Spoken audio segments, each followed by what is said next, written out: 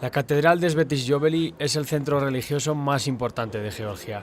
Se sitúa en el lugar donde se construyó la primera iglesia ortodoxa del país en el siglo IV.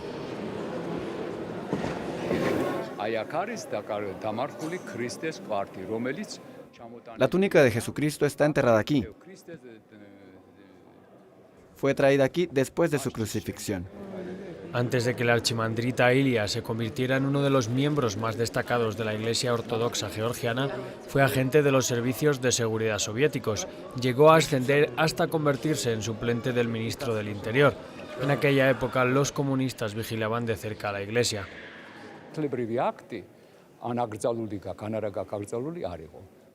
No había nada en la ley que prohibiera la iglesia, pero los comunistas sabían que no podían ser vistos rezando. Algunos iban a la iglesia en secreto. Los nombres de los que eran sorprendidos se ponían en una lista. Las personas que aparecían en esta no conseguían buenos trabajos. Algunos incluso fueron despedidos. Estas medidas duraron hasta el final de la Unión Soviética, hasta los años 90. Después, cuando empezamos a luchar por la independencia, las cosas cambiaron. La iglesia tomó la delantera, otras fuerzas políticas luchaban por su apoyo. Tras la independencia, la iglesia se convirtió en la columna vertebral del floreciente Estado georgiano, consolidando su influencia en la sociedad. Hoy goza de protección constitucional, no paga impuestos y tiene voz en la educación del país.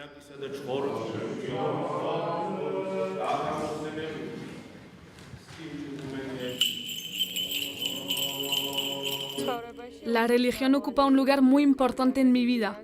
A esta iglesia en particular le tengo un cariño especial. Vengo aquí desde que tenía 4 años. El país debería ser libre, debería estar libre de influencias y restricciones negativas, especialmente libre de cualquier influencia extranjera. Casi el 84% de los georgianos se definen como cristianos ortodoxos. Muchos sienten que sus tradiciones se ven amenazadas por los valores liberales occidentales ahora que el país se prepara para solicitar formalmente el ingreso en la Unión Europea en 2024. Antes de ser sacerdote, el padre David fue un activista independentista en los años 90. Él también está preocupado.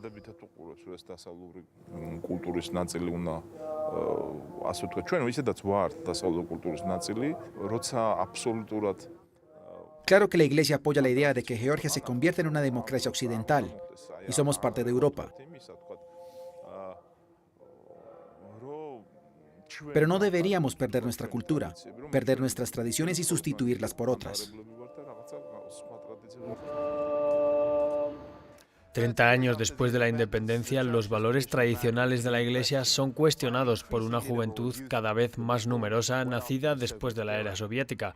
Además, la Iglesia se enfrenta a escándalos. Se le acusa de estar detrás de los actos de violencia que provocaron la cancelación de una marcha LGBT aquí en Tiflis el 5 de julio. Alrededor de 4.000 personas fueron movilizadas por la iglesia y estaban ahí para rezar frente al Parlamento.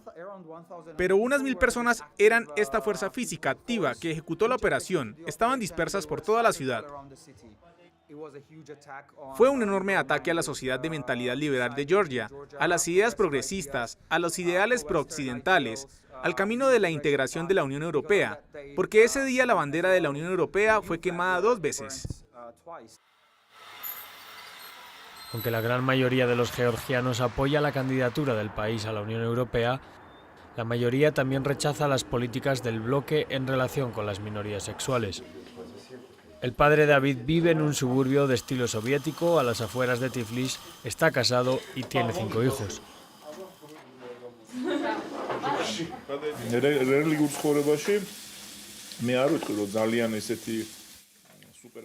Mis hijos tienen fe, vale, no son muy practicantes, pero tienen un fuerte vínculo con la iglesia. Sí, mi papá es un sacerdote, pero es mi papá antes que todo. No es solo un sacerdote como si estuviera en una especie de burbuja. Realmente creo que la iglesia ha sido atacada violentamente desde diferentes ángulos. Ellos piensan que sí son capaces de hacer cosas malas, son libres.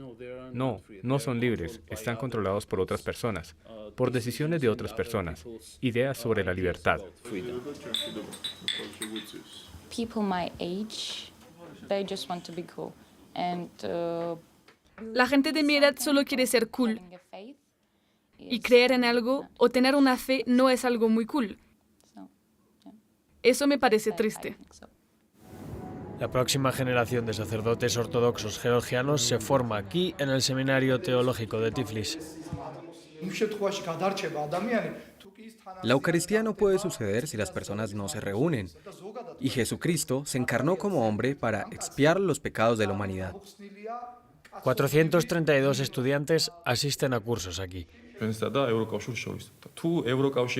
Si la Unión Europea o quien sea nos exige que rechacemos el cristianismo ortodoxo y rechacemos nuestras tradiciones, eso sería inaceptable para nosotros, completamente inaceptable. Independientemente de lo que quieran los jóvenes, seguirá siendo inaceptable. La Iglesia no es, y voy a decir esa palabra ahora, no es una ONG. La Iglesia es un cuerpo místico de Cristo y los que luchan contra la Iglesia están realmente luchando contra Jesucristo. Nadie ha ganado nunca esa batalla y nadie lo hará.